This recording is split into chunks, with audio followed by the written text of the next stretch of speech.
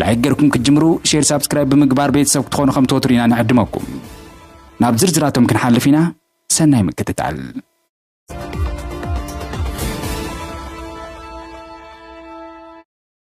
بزعبا معراب تقراي حزي حديش استسمعم سبر حبريتا له نزا حبريتا زي سعبو دما خاب حمرا وناتنا فرم بسلكي زرخبتو زرزر له زناي سلكي مرداتا ويون حبريتا ونكتسمعوهم فلمام اتي زوات ازينا انتايبل منغست نتمزابلت معراب تقراي نابوتو امن مملاس وفري جميرو يبل عبابايتي سفر وغناتو ون كابلومي جميروم كلقو تئزاز تمحلاليفو زبلي تسمع زلوم اب كتما حمرام تقمت تشعتا بستخايده حزباو عاخبام لالاواي ازازتي كبابي كونيل دمك ازودم كلهم تمزابلت معراب تقراي نمربتهم نقملسو خمس عوجه زحبر زينا يوزيو زو سانزي ابتو زبان زركبو حزبي عبيتي تسفاز فتر خوينم اب غزاوتي تمزابلتي سفيرم نزركب وغنات دمان خوصو طبقي متنققتا تواهيبو يزبل زينازي كولونيل دمقم ابزربو كلهم تمزابلت معراب تግራይ ናቦቶም ከመለሱ ይخليهم ስለዚህ አብዘይ ገዛኹም ሰፊርኩም ዘለኹም ሰባት ካብሎም ጀሚርኩም ክትወጹ ዝብል ትእዛዝ መሐላሊፍያ ዝብል ዜናና ሰሚዕና ኣብ ገዛውቲ ተመዛብልቲ ሰፊሮም ንዘለው ወገናት ክልተ ምርጫታት ወን ከም ዝሃቦም ኢና ዝበጽሐና ሓበሬታ ዘርደ ናብ ዓድኹም ክትኸዱን ተደሊኹም ኪዱ ኣብ ሕመራን መንባር ዘድሊ እንትኾይኑ ድማ ኣብ ጥቃ ፓርክ ቃፍታ ሸራሮ ቃፍታ ሕመራው ነብዘሎ ተስዳስኩም ተስቆርቆሮኹም ጌርኩም ክትነብሩ ትኽእሉ ኢኹም ኢልዎም ኣሎም ኮሎኔል ደመቀ እቶም ተመዛበልቲ ብምምላሶም ኣብቲ ዞባ ዘሎ ህዝቢ ስግኣት ከይስምዖም እዚ ተመዛበለ ህዝቢ ትግራይ ብምምጽኡ ክትሕጎስ እምበር ክትሰግኡ ክትፈርሑ ኣይግበአኩምን ብሰላም መንገዲ ተኽኢልኩም ተኸባቢርኩም መንባር ይከኣልዩም ናይ ሰላም መልእኽቲ እውን ኣመሓላልፉም እቲ ናይ ምምላስ መስርሕ ዝጅመረሉ ግዜም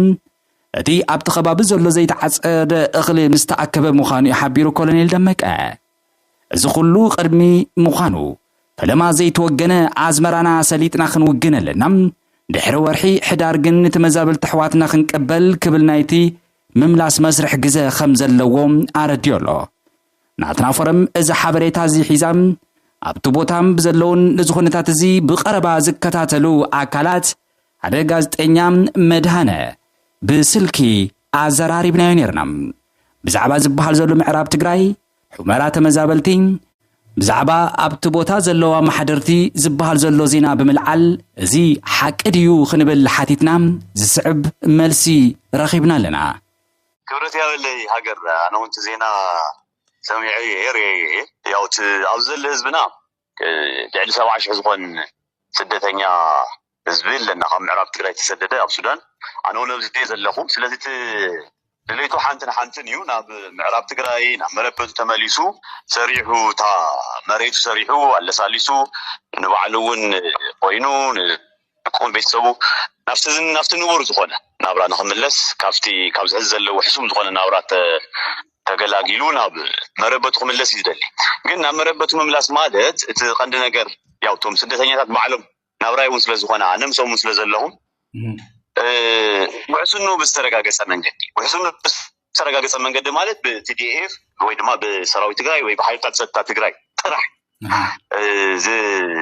ዝግበር ናይ ጸጥታ ስራሕ እንተሃልዩን ጥራሕ እዩ ናብ መረበቱ ክምለስ ደሊ ምክንያቱ ተውሽጢ ዘሎ ሓይሊ ልዕሊ ብዓሰርታት ተሽዓት ዝቁፀሩ ዜጋታትና ዝቀተለ ጨፍጫፍ ዝፈጸመ ኣብ ማይ ካድራ ከምኡውን ኣብ ሕሞራ ኣብ መላእ ምዕራብ ትግራይ ከቢድ ዝኾነ ጨፍጫፍ ዝፈጸመ ሓይሊ ተውዘለ ሓይሊ ስለዚ ደቁስ ብዓይኑ ቀተሉ ዝረኣየ ህዝቢ ተውዘለ ህዝቢ ደቂ ኣንስትዮ ትግራይ ክዕመፃ ከለዋ ዝረኣየ ዝፈልጥ ወይ ድማ ዝተዓመፃ እውን ደቂ ኣንስትዮ ኣብዚ ዘለዋሉ መዕቆቢ ስደተኛታት ሱዳን ስለዚ ህዝቢ እዚ ተመሊሱ ናፍቲ ሕዚ ዝጨፍጨፎ ህዝቢ ክምለስ ኢልካ ተሓስበ ይትኽእል ናይቲ ህዝቢ ድሌት ብቲዲኤፍ ዝተሓባበር ጸጥታ ተሓልዩ ምሕደሩ እውን እቲ በዓሉ ዝመረጾ ቀዲሙ ዝነበረ ቀድሚ ጆኖሳይዳል ኩናት ምጅማሩ ዝነበረ ምሕደሩ ተመሊሱ ምሕደሩን ጸጥታውን ንኽኸውን እምበር በዚ ሕዚ ዝወፅእ ዘሎ ብደመቀ በኻሎትን ሰዓብቱ ዝወፅእ ዘሎ በቶም ጆኖሳይድ ዝወፅእ ዘሎ ፍጹም ተቐባልነት ከም ዘይብሉ እዚኦ ነገረካ ዝደሊ ኦኬ የቀነልና ጋዜጠኛ